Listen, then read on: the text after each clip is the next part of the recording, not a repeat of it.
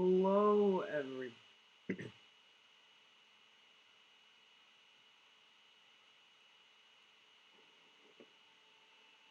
Hello, everybody. It's me, Gus Robinson from Grob Gaming. That's a silly title. And this is my first episode, and this channel is going to primarily be a Dota 2 channel, as you can see from my first video being Dota 2. And today, this is going to be me playing Puck, my favorite support hero, and my most successful.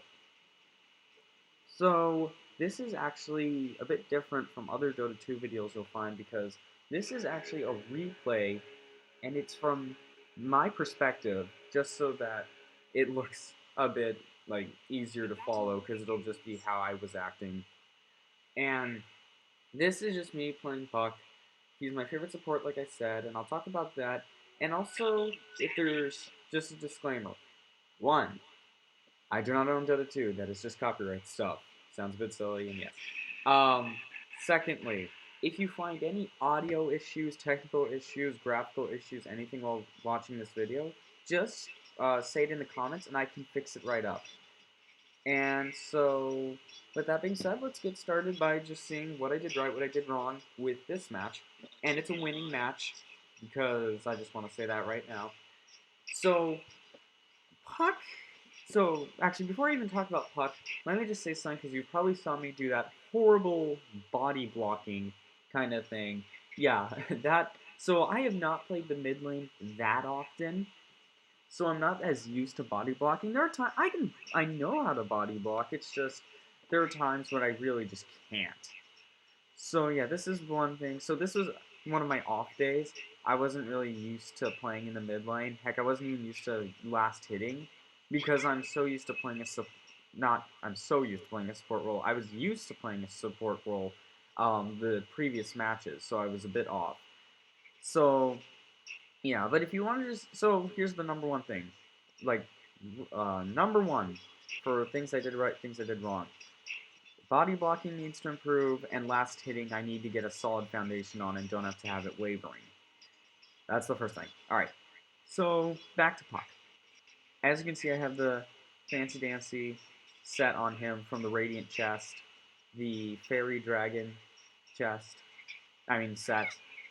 Yeah, I love playing as Puck, as you can imagine. And whenever I got one of those Radiant or Dire chests, I normally open it up. But right now, I'm not going to open up any more of the Radiant chests because I actually have Puck and another hero that I can't remember right off the top of my head.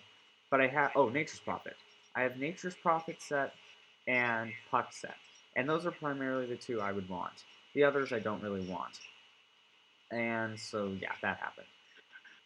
And the Dire chest, I actually got one, and I got Lifestealer, so yay! That I like Lifestealer. So, and his set is really cool. He's like this demon kind of thing, which is kind of funny. I play Puck as a happy fairy dragon, and then I like playing Lifestealer as like this demonic, like evil being. It's kind of funny. But yeah, for Puck, the reason I like him and he's my favorite support is because he can fill out support initiation role, obviously, and he does initiation so well. He can go in and just nuke the team and just leave them absolutely like fragile and squishy as it is. Then you bring in a silence and a stun, and you basically have just crippled the entire team like tenfold. And that's why I like Puck. He's also, I wouldn't say easy to play as, but once you figure out what the heck you're supposed to do, he's easy to pick up and just play along with. And he's got a pretty solid combo in for initiating. Yeah, so there's that. And then the thing that I want to say, keep in mind Puck is not durable at all. He has barely any strength, barely any health, and he's not meant.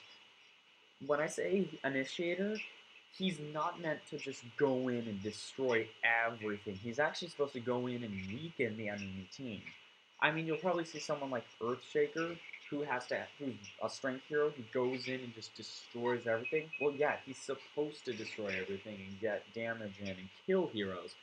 Whereas with Puck, he's supposed to just chill out in his phase shift, just be invulnerable. And yeah. So with Puck, what I like to do for my build, I like to max out Illusory Orb. I mean, I used to max out Phase Shift, believe it or not, and then someone told me, you know what, you're not being a good initiator, you're not getting all the damage in. You definitely want to just max out Illusory Orb, and then max out Phase Shift, since that's great survivability. I'm like, yeah, you're right. And so I tried that set out a couple of games, and I liked it. It actually was more successful. So that's the build I'll use from now on, until someone tells me a better one. But yeah, so with Puck, as you can see there, I just did the phase shift. The thing is, with someone like against Viper, you're actually a pretty good contender against him. Because, um, Viper, it's not really like you can hurt Viper, it's more like Viper can't hurt you, so he's wasting his mana and his time trying to attack you, and you're distracting him from farming. And the reason I say that is because he relies so much on dot damage and hitting you with auto attacks. And with phase shift, what you can do is avoid him hitting you, but if he hits you, you can go into phase shift and you're invulnerable, so you won't get hit by the dot damage. So you're basically avoiding his damage either way. And that's what I did in this lane. I mean, sure I'll get hit by him, and sometimes phase shift's on cooldown, or it's just I wasn't paying attention, even though this is my screen, so it's like I turned my head or something for some random reason. We may never know. But yeah, so you can see I just did that phase shift there. That's because I was being precautious, because I do not want Viper hitting me in the first place. I can't rely on my instincts all the time, so that's one thing. And so, yeah, if you have any tips, by the way, because as you can see, I'm not sinking in as many last hits and denies. I have no denies at this point, and barely any last hits. So yeah, if you have any tips on how I can get that better, because I'm so used to playing off lane, where I've got someone to deny and someone else to get the last hit. So it's one way. Now with middle lane, you've got to do both jobs. So yeah, I'm used to that type of stuff. So yeah, if you have any tips to get used to that, that'd be great. That was a bit of a delayed reaction, although what's funny is you can't really mess up phase shift, because as a Puck against a Viper, if you get hit by his ability and you wait a couple seconds, you'll take a little bit of the dot damage, but the ticks, like the remaining ticks, you can just avoid, and you're just invulnerable. So yeah, there is a disconnect by Phantom Lancer. I think it's better if he stays disconnected. But yeah, Phantom Lancer's, in my opinion, he's not that bad. I don't care for Phantom Lancer. He can split push like a maniac, obviously, and he's really powerful. Unless you can get someone in like Coddle who can just differentiate which illusion is which. So yeah, there's that. And as you can see, we've got the upper hand in kills, and it's pretty good. It may look like, oh, it's just one, that's nothing. Well, no, because in early game, one kill gets you about 300 gold, even higher. That's a lot for early game items, so you can definitely have the upper hand. So yeah. Yeah, so there's actually, it's kind of funny. I just came out of playing a ranked match as Dragon Knight, and we had a Lion disconnect on our team like halfway through the match, and we're like, oh geez, we're still gonna lose, because we had like all of our towers pushed. The other team had like one or two pushed, and we're like, oh, we're so dead, we're not gonna survive this. Well, we won, because the thing is, we had Spectre on our team, who's very, very late game. So once she gets her farm, you've kind of sort of just turned the tables. Not only that, but I started to buck up as Dragon Knight, because no one else was going to take my farm, so why not? So yeah, if you actually want to see me do a commentary on that match, it's like an hour, so it's going to be really long, and it might drag out to the point where I have nothing to talk about, and it might get really boring. So yeah, just leave in the comments if you want to see that match. And yeah, so as you can see, I'm just looking at everyone's build, because it's always good to see what your teammates are doing. It's always good to just think in your head, oh, he has a horrible build, or he has a really good build. Well, yeah, as you can see, I'm just looking around, looking at everyone. The Slark? Spoiler alert, Slark carries the game. Ancient Apparition, uh, he was good. He had his on and off moments with his ult, but in the end, when it worked, it did really well, and it just destroyed the enemy team. But when he missed it, sadly. But Juggernaut was there this match, and then Huskar was, um, he was in that limbo between being a carry and then being there, just being a presence. Because that's the thing. This Huskar didn't get as much farm as a carry like him should. So he was not that helpful this round.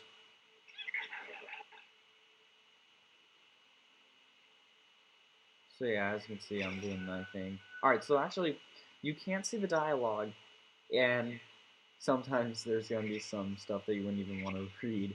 But yeah, so I got told by Huskar, remember this much. Huskar told me, use the illusion to see if Viper will waste his ult. And as you see, he did. Right there. So mission accomplished. So now what I'm doing is I'm just going to start pegging my illusions around Viper. Or at least just the one illusion. And so you're probably seeing I'm not harassing that much. I probably should have, considering I had Bottle. I probably should have started being more aggressive against him. But yeah, who knows? We may never know what was going on in my head. So yeah, just leave them. So next thing, uh, be more aggressive, especially in a lane like mid where you have the bottle and you have the mana and you have level up and everything, stuff like that. But yeah, leave in the comments if there's a way that I can improve on that and like watching my mana, that type of thing. So at this point, 7.5 minutes in, um, team fights have not started yet, so I'm actually not being that big of a presence yet. And one thing you want to keep in mind, so yeah, right here I'm going to go in for a gank because they're going really close to the tower and trying to push it. And I'm like, you know what? They're not moving. Let's go take them out. Yeah, so what I was saying is, Puck isn't that big of a presence until the team fights and like 5-man Dota starts happening. And so yeah, there was that going on. All right, so right here I'm thinking, all right, I'm just gonna, I might, and I'm like, I might not, and yeah, so the Radiant Courier died. That was good. I don't know who did that. Yeah, I think that was Slark. And now he's going for Brood. Because I'm like, you know what, I have nothing to do. I'll just wait for my initiation. Because I can't go back into the middle lane. Because that's just me moving around. Plus, I'm in a happy little experience circle.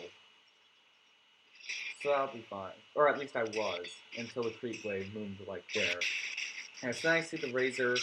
He's doing his thing. So I'm like, you know what, I'm initiating. I'm initiating. Alright, yeah, so the Dream Coil missed Razor ever so slightly. That's just physical problems for me. My poor little fingers couldn't do it. But yeah, as you can see, oh yeah, then this Ancient Apparition goes in, and I'm like, oh hey, I'm gonna go hurt Razor. So yeah, Razor's getting pegged by the damage. So yeah, Huskar and I move in for the kill, and yeah, so then Viper moved up, but I'm out of mana. That's the one thing. If you're out of mana as a Puck, it doesn't matter if you have full health. Your damage and your attack speed and all that is useless at this point. And you can't do anything. So that's the one thing. Puck's very mana dependent, but being an intelligence hero with a pretty high intelligence gain and not too costly spells, you should be fine. So yeah, after this, Razor tried to hurt me, and I decided I'm gonna kill him. And then Bristleback comes in. I have no mana. I can't escape with Illusory Orb. I am getting pegged half to death. I'm just like, oh no, please don't kill me, Mr. Bristleback. But sadly, I died. As you can probably tell. Yep, died. But hey, 0-1-2. I have 2 assists, 1 death so far. As you can see, I'm not contributing too big of the deaths on this team. No one's really feeding, which is good. So yeah, the Huskar goes in for the kill on Bristleback, and then Viper. Yeah, that's the one thing with Huskar. I actually don't like playing Huskar. I really don't. I really just don't like playing him. The problem with Huskar, in my opinion, is that he is too, how do I put it? Like, he's way too linear. He can't really help in a team fight because if you go in and just jump in with your ult, you're gonna get attacked by everyone. They're gonna be like, "Oh, he just came in, get him." So that's the problem with Huskar, in my opinion. He's just like he's great for ganking. I'll give you that much. He's really good for ganking, but otherwise he's useless. He can barely push. I mean, if you get enough health support, then you can push a tower. Otherwise, you're kind of sort of useless. Um, Now you're probably like, why would you say that? So yeah, Phantom Lancer just died here. But you're probably like, wait, so why would I say that about Huskar and not complain about Broodmother or Phantom Lancer? I'm like, well, you know what? Phantom Lancer's good. You've got to admit, he may be a pretty cheap hero at times. He really is. He can be a cheap hero. But he's still good. He can still push. He can still fight. Team fight, okay, he's a bit linear there. He is not the greatest in team fights, I'll give you that much. But then Broodmother, everyone's like, Broodmother's the worst, or Huskar's the worst hero. And it's like, well, Broodmother's got major pushing power. Huskar is ganking power, but he's just, yeah, as you can see there, he's dying.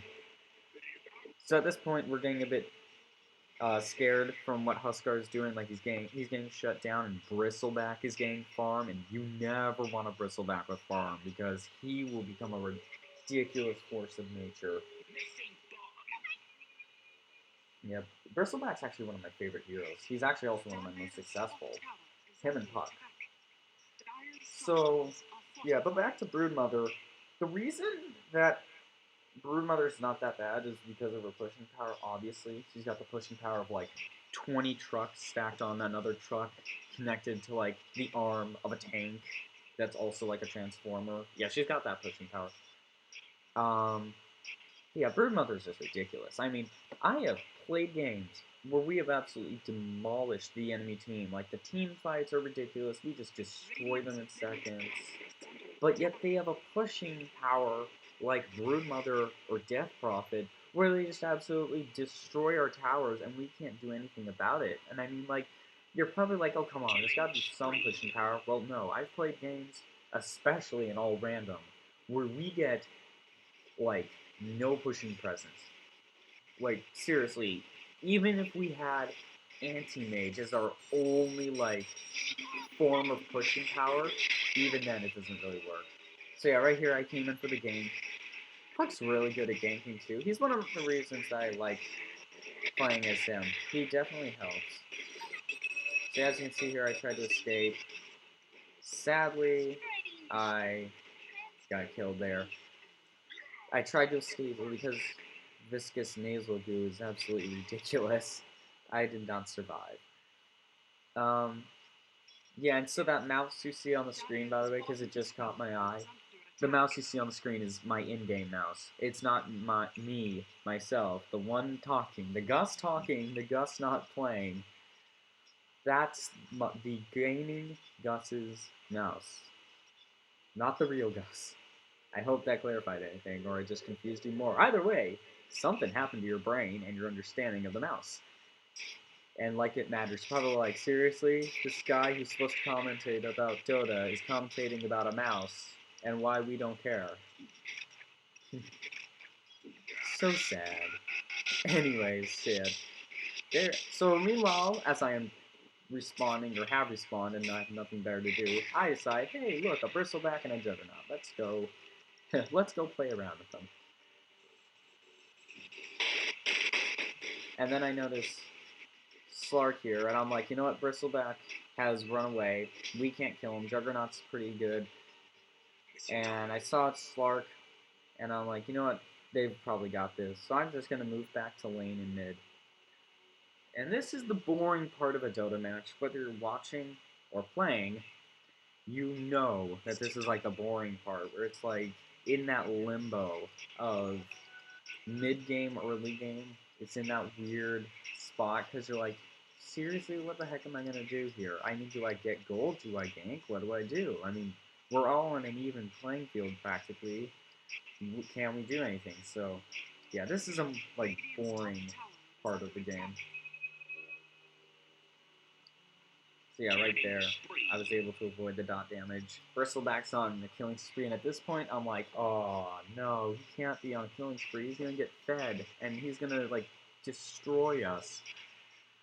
So yeah, I mean, at this point, I'm like, you know what? We've gotta shut him down. We need to find ganks. We need to find nukes. We need to find something that can take him out. And a lot of people are like, dude, Bristleback's so cheap. He's so broken. It's like, well, not entirely.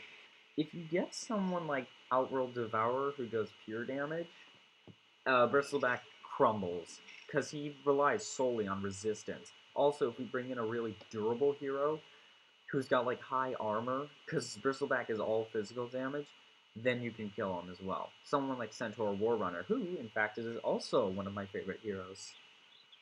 I just talked about all of my favorite heroes without even trying. Who knew? But yeah. So with that going down, we are trying to fight. So at this point, I've decided to move away from laning with Viper because I just thought, you know what, there's nothing really to do there.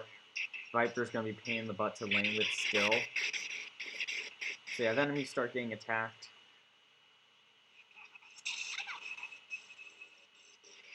So yeah, then we're like, you know what, we're gonna go take out Viper because why not? So I throw in my illusory orb. I thought he would actually go the other way, but I guess I was wrong. Alright, so Viper dies. Now it's all time to kill Bristleback. So yeah. There were moments of genius in my life where I actually picked a good illusory orb. Yeah, there are times where I actually know where to throw an illusory orb and spawn with it. There was one time where I killed someone like just out of pure skill shot. He was on really low health, but I was getting pegged by a tower, and I'm like, and you're probably like, why were you so aggressive? And it's like, well, I wasn't, I was on practically full health. I was fine, and everyone else was dead. It's like this one guy, and we could have had a team wipe, and I'm like, no, I need to go kill him. So I go, and and he's past the tier 3 tower, I believe is what it's called. The one guarding, not the ancient, but the one before that. And so he goes into his base at this point, and I'm like, you know what, I'm just gonna go throw an illusory orb. I do it, I kill him, and that was pretty cool.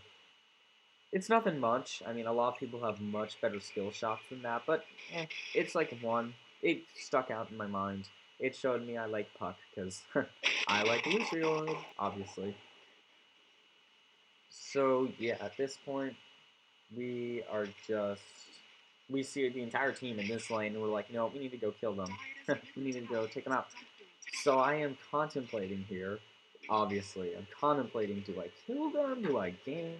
Do I start the team fight? What's happening here? Because everyone's at the tower. So I'm thinking to myself, what am I gonna do? So yeah, I move back to my team because I don't want to just initiate from behind when my team doesn't know. So yeah, I'm just gonna go into the woods, the forest, the jungle, whatever you want to call it.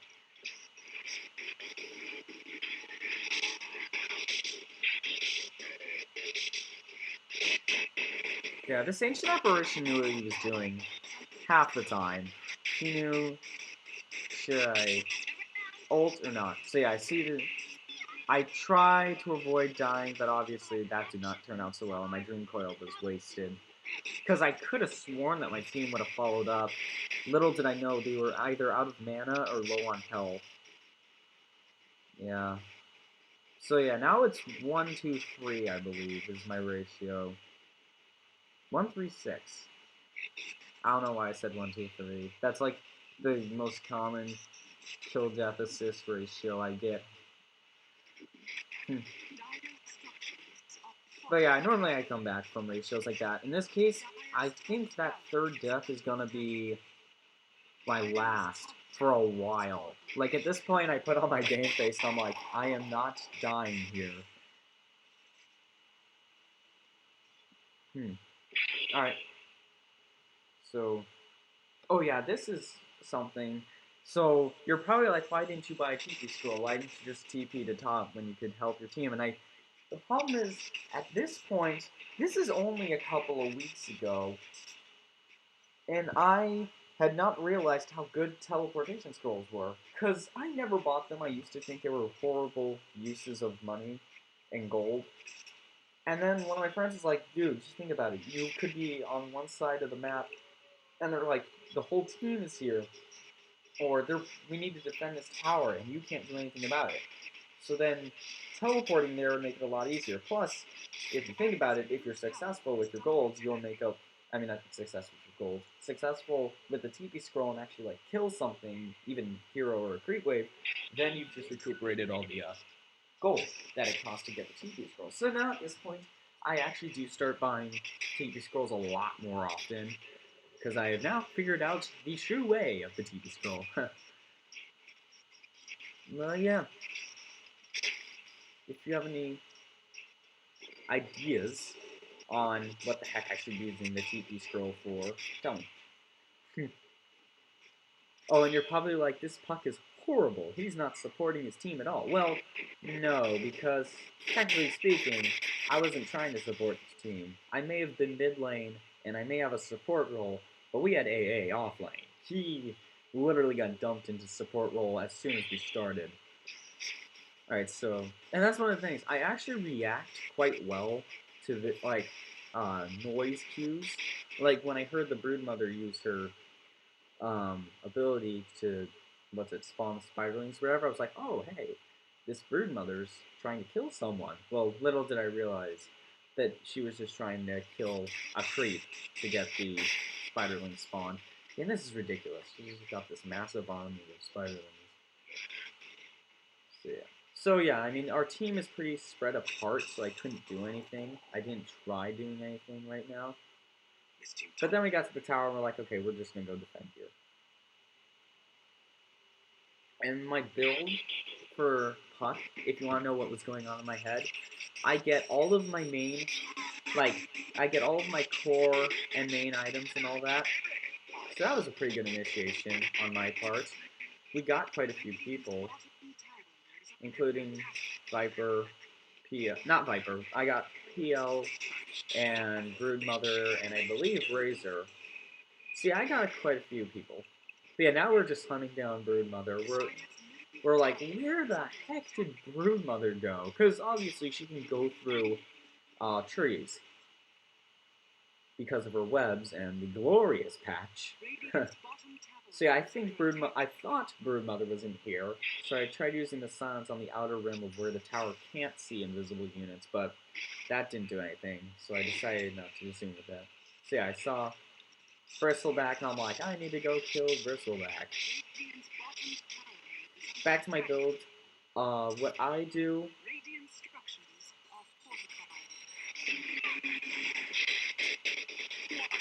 My build, it goes, like, normal early game and core items, but the first item, like, situational mode, I buy an Aghanim Scepter.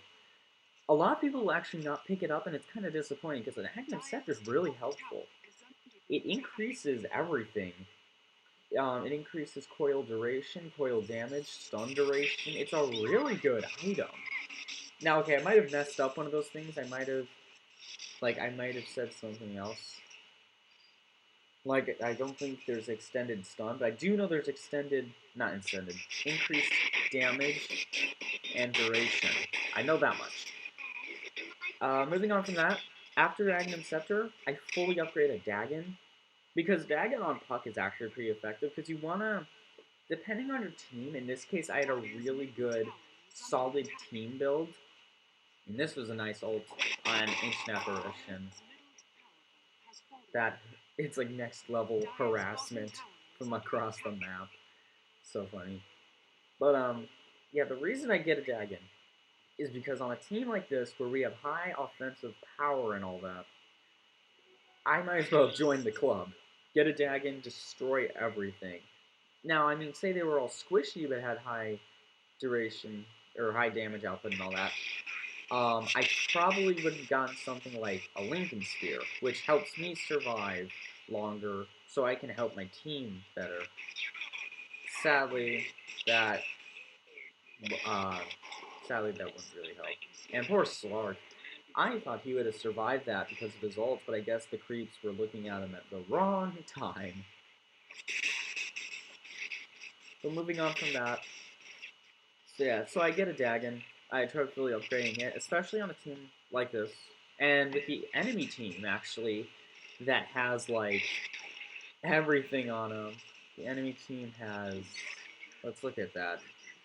They have Phantom Lancer, Viper, Bristleback, Brood Mother, Razor. They're really squishy, actually. I would call them squishy enough. So yeah, I mean, I would have tried to just take them out as fast as possible. Yeah, right here, Juggernaut's getting hurt.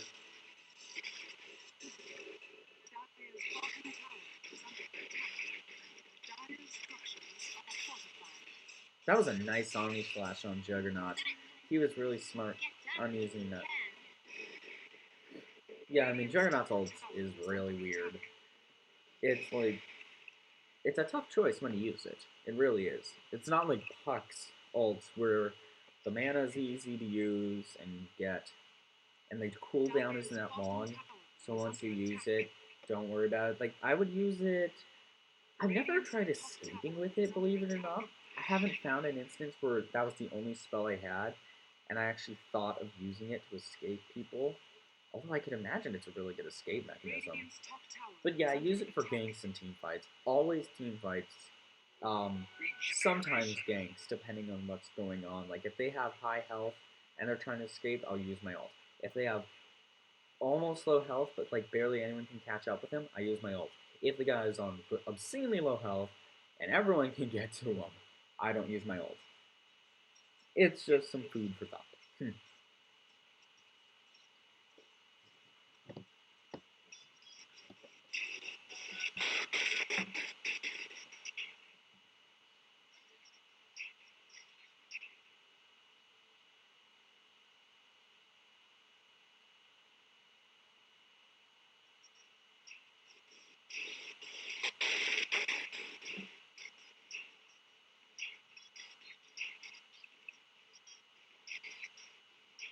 Radiant's bottom tower is under attack. Radiant's bottom tower has fallen.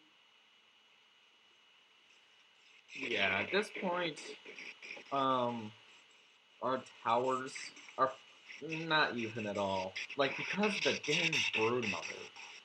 This Broodmother is just ridiculous. She can just summon all of her favorite little buddies, all of her favorite spiderlings just to annoy us. And we can't do anything about it until we get great AoE damage. In the meantime, nothing. Nada.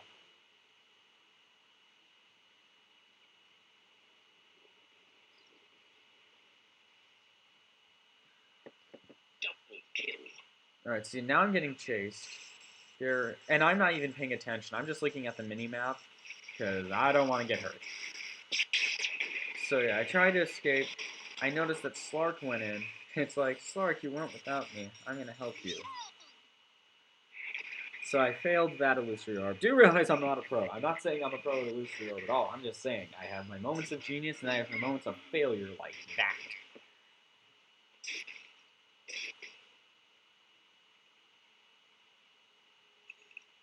And so actually, one thing is, would you use a Force Staff on a Blink instead of a Blink Dagger for Puck? I've actually heard that a lot of people say Blink Dagger is the like lesser choice. That actually Force Staff is better. And the thing is, I've heard about it. Number one is that with something like a Blink Dagger, all you can do is escape or initiate. It actually helps with initiating quite well because you can save your illusory orb for if you want to actually escape. But what I've also heard is that with a force staff, in the force staff's case, it's that it can push someone away from the dream coil, snapping it and causing them to get damaged and stunned, which is actually really good. I really like that that's what it can do. It can also help you escape as well, but it's a bit harder because you need to turn around, and if you face shifted at like the wrong area and you have like really quick fingers and like you don't think about it and you just force stab right when you get out of phase shift, you're gonna go into the wrong area, obviously. But also, what I've heard is that the force staff has stats, obviously, and something that Blank Dagger doesn't have. So it actually, a lot of people say force staff is better, but in my opinion, I think a Blink Dagger is better. It helps initiating, it makes escaping a lot easier, and the stats are okay in my opinion. Also, I think if you use a Dream Coil and don't make the obvious choice for the person that you've got the Dream Coil on, because that's the one thing. If you Dream Coil someone, like right here, Razor, you're messing with them. You're saying, do you want to escape? Are you sure you want to escape?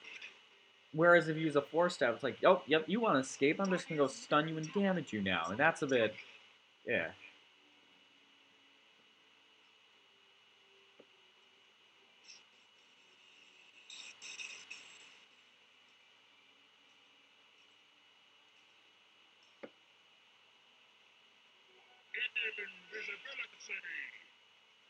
I don't know what the ancient apparition was doing with its ult right there.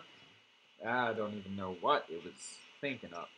But okay. And as you can see, I'm building up my Agnum Scepter. There is a bristleback peeping on us, obviously. Alright, so at this point I'm like, oh no, I need to initiate for my team. So we're trying to escape because we are not equipped. We are not well equipped. Right. So actually, this was good. Juggernaut initiating that way was great. See, I kind of sort of went in when I probably shouldn't have. But I got away with that blink really, like, luckily. Because the thing is, I love that phase shift's duration is longer than Blink Dagger's cooldown when you're damaged. By that I mean phase shift lasts about 3.75 seconds or whatever. Pretty long duration considering that you're invulnerable and just sitting there. If you have a Blink Dagger and you get damaged when it's off cooldown, it has a 3-second cooldown after being damaged by a hero. So you could just sit there and you're fine. And I love that gold that I just got there. I'm like, oh, nom nom nom nom nom nom, all the gold, yum yum yum. So I tried to go in and find Broodmother, try to kill her, and she just goes off the dang map. You can probably see in the mini map right here, all of her webs are just like in this formation to just get her off the map, which I found quite annoying. I hadn't even realized she could just go off the map like that. So that stinks. So at this point, I just ignore Broodmother. I'm like, you know what, this is going to be a pain in my side. I should just leave. So yeah, Slark, as you can imagine, is really fed, considering the fact that he has a dang basher.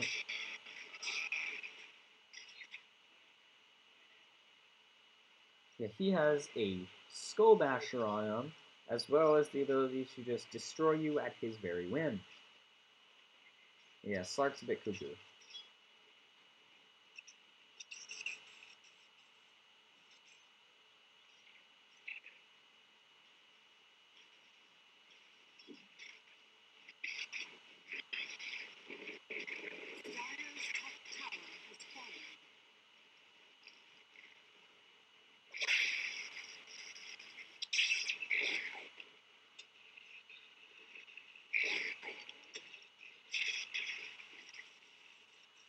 Alright, so one thing is, I know a lot of you are probably like, why aren't you using the illusory orb escape? And yeah, I don't know why I didn't use it. It's probably because I probably never got like ganked or was in a position where I had to use illusory orb to escape. Like, I might have had Blink Dagger up and I didn't need Illusory Orb. But yeah, trust me, I use the Illusory Orb escape mechanism. Do not worry. Also, about 10 seconds ago, you probably saw me use my silence. I don't know why I did that. That was probably a misclick, because there was nothing that would have caused me to do that. I probably was clicking on Blink Dagger or something, and I just, like, misclicked. We may never know. Yeah, so up there, I see the Broodmother, and I'm just like, God dang it, Broodmother. This Broodmother, I hate her. Exactly, I hate Broodmother when it's not like she's a bad hero, like I said, I just hate her. She is ridiculous because of her pushing power. But at this point, we have, by some unearthly miracle, pushed our towers to be equivalent of the enemy teams, which still confuses me to this day as to what happened, because I do not remember me ever pushing towers to this extent. And as you can see, Derpy Putt comes in to get the one attack in.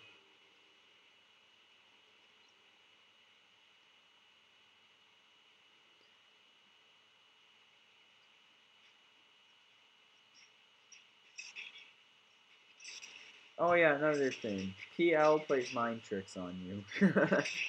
I hate when I have to actually like fight him, because it's just like, where are you? Which one are you, Phantom Lancer? Did you go escape already and just go Dizzy Brew? But yeah, I came in, initiated right there, demolished. Yeah, so I'm just racking up all the escapes. I'm racking up all the escapes, all the assists. Anyone that tries to run away from Puck will be sorely mistaken. So, double damage. I love me some double damage on a Puck.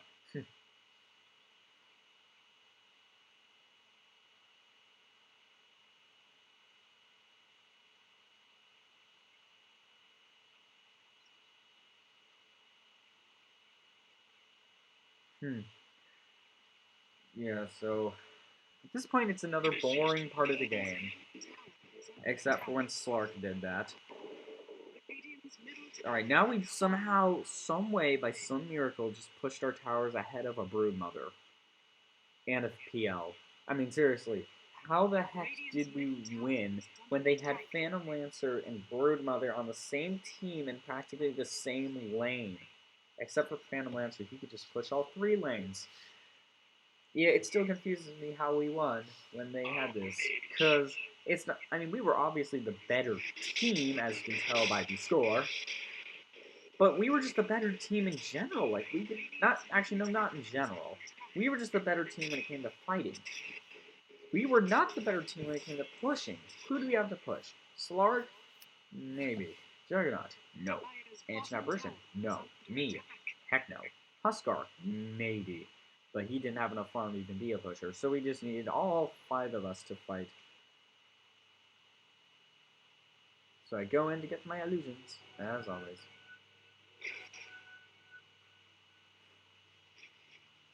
Well, now we have Mr. Slark here, waiting to fight for us. And then Ancient Apparition goes in with the initiation, as always. And then Slark just loses his mind. I love how this Slark already had a basher on him.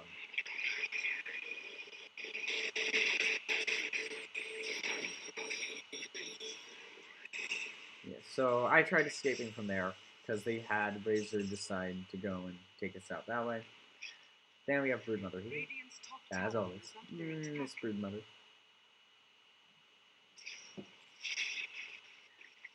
Oh yeah, then, of course, Ancient Apparition had to get attacked by the giant stacks of, like, spiderlings. So I hope to fight them off with my happy little puck self.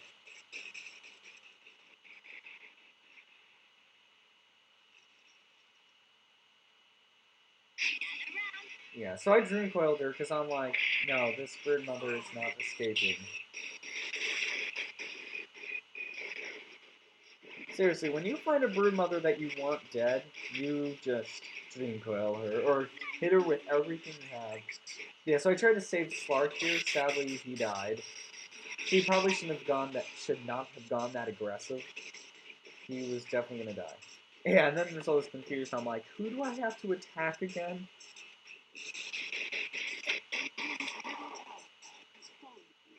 See, at this point, we've kind of sealed in the victory. But we're just gonna try and get as much gold as we possibly can. Yeah, so I had the Aghanim Scepter, and I'm like, what am I gonna get now? And then, as always, I remember, oh wait, my build calls for Dagon. Let's get Dagon. Double kill.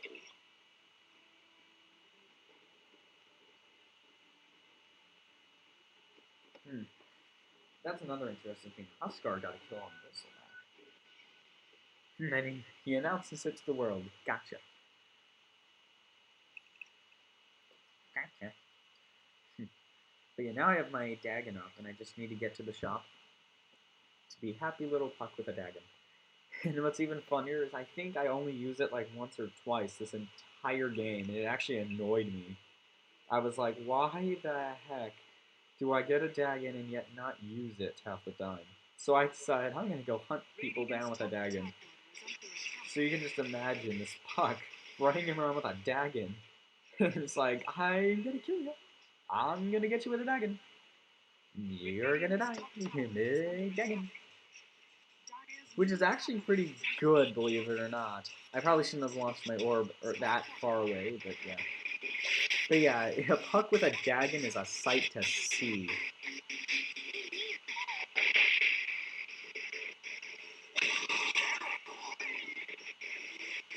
Because seriously, you can just run around as Puck. You can run around with this Dagon, just go on a mass killing spree. And then I'm like, oh wait, I have a Dagon. And then I kill. I love how, like, the effects with a Dagon. It's just this little subtle, like, boop, boop, now you're dead. Boop, now you're dead. I mean, obviously, it's not like this happy little Puck tone. Boop, boop. That's like it's not like a Teletubbies button press. No, it's like, it sounds a lot more menacing, obviously, but it's so out of there. You're just like, I'm gonna kill you. Boop. Oh, and now you're dead. So I thought maybe we should go Roche, but no one really wanted to. Plus, we were so close to pushing and just winning, we decided, let's just not go Roche. Radiant's top tower is under attack. So yeah, that happened. Radiant's top tower has fallen. And then this was an absolute cluster. When I said I don't die for quite a while the rest of the game, I wasn't kidding. But that wasn't my last death. This was my last death. This is a battle between a Puck and a Broodmother, where I die, and it is an absolute cluster. I mean, look at all that gold I just gained. I got myself another Dagon upgrade. But I'm like, I'm gonna kill you, Broodmother. I'm gonna kill you. And I try. I know you're probably like, why didn't you die? And it's like, because I'm trying to find the place to Dagon. And then I didn't realize that Broodmother can go off the dang map. So I kept on trying my best just to kill Broodmother, but that never worked. Yeah, now Broodmother decides to appear and hits me. And now they're talking. Meanwhile, everyone's complaining about Broodmother being overfed. Oh, it pains me to watch how bad I fail. I could have Dagoned right there. That didn't work. Then I decided I'm gonna go kill you. I probably should have escaped here, but yeah, that happened. So sad. I was just a train wreck in that fight. And now you're all like, oh, he sucks as Puck, and it's kind of sad, but that shows how bad I can be when I try to solo someone. And of course, Slorg just rubs the salt in my wound. Look at how fast he kills Broodmother.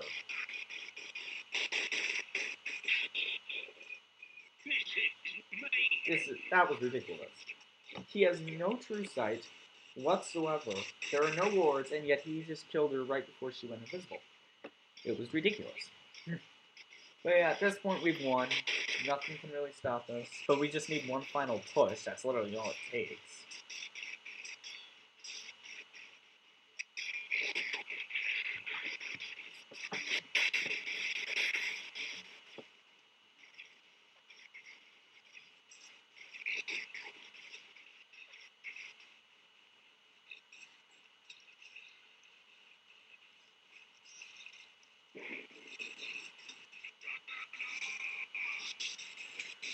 Oh, Juggernaut.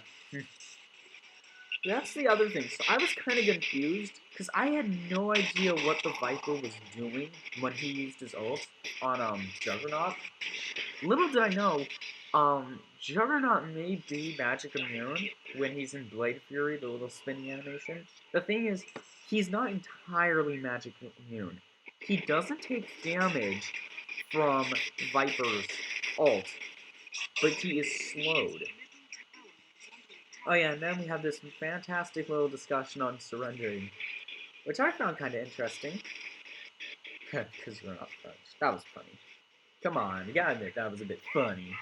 But yeah, so a surrender option would actually be kind of interesting, because I've seen in games like by pros, with pro games, where if there's a team wipe and the enemy team, like the team that survived starts pushing, um, the other team, the one that just got team wipe, will say like GG, and then the game ends, and it's only like 20 minutes in. You're like, what? You're just gonna give up there? And it's like, well, yeah, they're cooldown, not cooldowns.